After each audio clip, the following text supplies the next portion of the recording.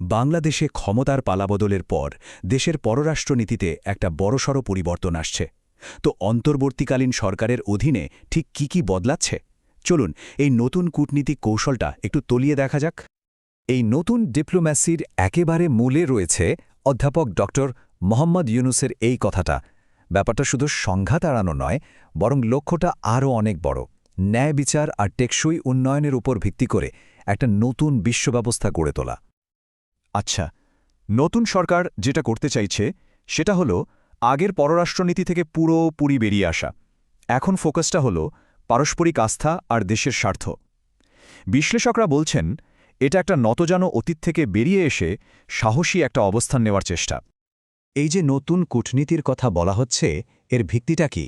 দেখুন, এর ভিত্তি হল একে অপরের ওপর বিশ্বাস আর সহযোগিতা। আর এর সাথে খুব জোরালোভাবে যুক্ত হয়েছে মানবাধিকার সহ সব আন্তর্জাতিক আইনের প্রতি সম্মান।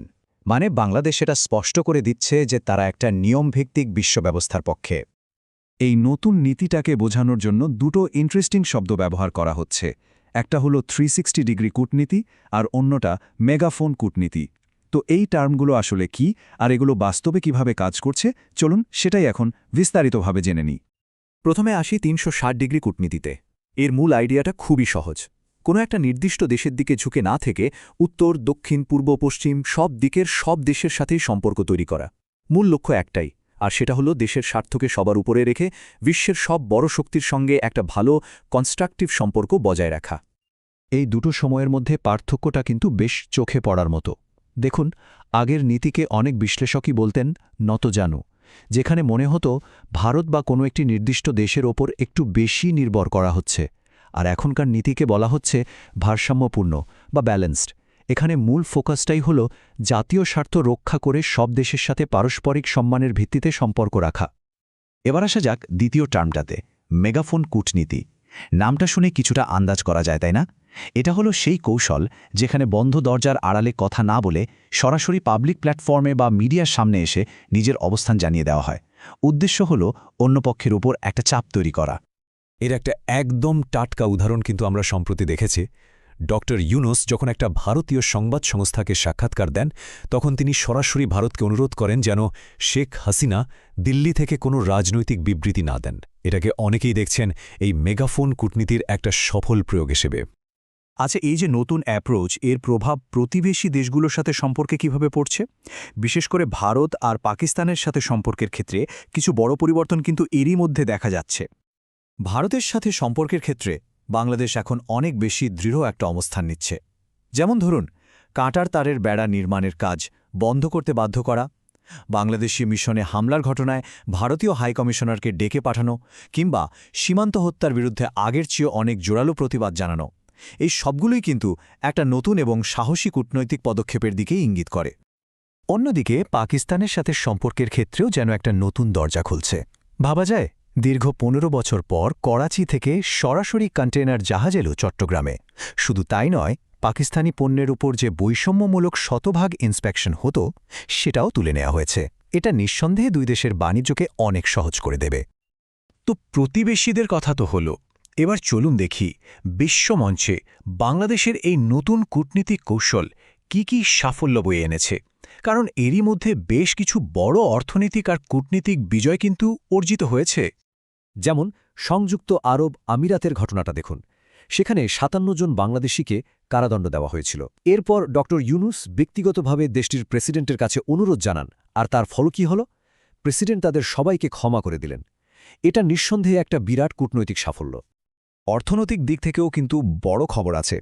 বিশ্বব্যাংক আর এশীয় উন্নয়ন ব্যাংক মানে এডিবি দুটো সংস্থা মিলে বাংলাদেশকে $2.5 বিলিয়ন ঋণ দেওয়ার কথা ঘোষণা করেছে।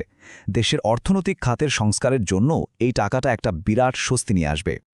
আর এখানেই শেষ নয়, এর পরপরই বিশ্বব্যাংকের প্রেসিডেন্টের সঙ্গে এক বৈঠকে অধ্যাপক ইউনূসের সরকারকে আরও $3.5 বিলিয়ন সহায়তার ঘোষণা দেওয়া হয়েছে। এটা অর্থনৈতিক কূটনীতির ক্ষেত্রে তো বটেই, নতুন সরকারের প্রতি আন্তর্জাতিক আস্থারও একটা বড় প্রতিফলন। এই 360 ডিগ্রি অ্যাপ্রোচের অংশ হিসেবে আরও অনেক কিছু ঘটছে। যেমন বাংলাদেশ এখন আসিয়ানের পূর্ণ সদস্যপদ পাওয়ার চেষ্টা করছে, চীনের সাথে অর্থনৈতিক সম্পর্ক আরও গভীর করছে। আবার যুক্তরাষ্ট্র আর যুক্তরাজ্য থেকে পাচার হওয়া টাকা ফিরিয়ে আনার জন্য আলোচনা চলছে। এমনকি জাতিসংঘের মহাসচিবকে আমন্ত্রণ জানিয়ে রোহিঙ্গা সংকটকেও নতুন করে আন্তর্জাতিক মহলের সামনে তুলে ধরা হচ্ছে। এই নতুন নীতির একটা খুবই গুরুত্বপূর্ণ দিক হল মানবাধিকার। মনে হচ্ছে অন্তর্বর্তীকালীন সরকার দেশের ভেতরে এবং বাইরে দুই জায়গাতেই মানবাধিকার ইস্যুটাকে সর্বোচ্চ অগ্রাধিকার দিচ্ছে এবং খুব দ্রুত কিছু পদক্ষেপও নিচ্ছে। সরকার যে এই বিষয়ে কতটা সিরিয়াস তা তাদের কাজের গতি দেখলেই বোঝা যায়। দেখুন, আগস্টে সরকার দায়িত্ব নিল, আর ২৯শে আগস্টেই বাংলাদেশ গুমের বিরুদ্ধে জাতিসংঘের আন্তর্জাতিক কনভেনশনে স্বাক্ষর করল। এর ঠিক পরের দিনই গুমের শিকার ব্যক্তিদের স্মৃতিতে আন্তর্জাতিক দিবস পালন করা হলো। আর এখন অতীতের ঘটনাগুলো তদন্তের জন্য একটা জাতীয় কমিশনও গঠন করা হয়েছে। সবকিছুই যেন ঘটছে খুব দ্রুত। শুধু তাই নয়, সরকার স্বচ্ছতার এক দারুণ উদাহরণও তৈরি করেছে। সাম্প্রতিক গণ আন্দোলনের সময়ে যে মানবাধিকার লঙ্ঘনের অভিযোগ উঠেছিল, সেগুলো তদন্ত করার জন্য জাতিসংঘকেই আমন্ত্রণ জানিয়েছে। এটা আন্তর্জাতিক সংস্থাগুলোর সাথে মিলেমিশে কাজ করার একটা স্পষ্ট সদিচ্ছারই প্রমাণ। সবকিছু মিলিয়ে এখন একটাই বড় প্রশ্ন সামনে আসছে, এই যে 360 ডিগ্রি অ্যাপ্রোচ, এটাই কি বিশ্বে বাংলাদেশের নতুন পরিচয়ের ব্লুপ্রিন্ট হতে চলেছে?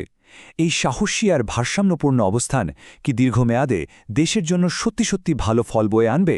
এর উত্তরটা বোধহয় সময়ই আমাদের বলে দেবে।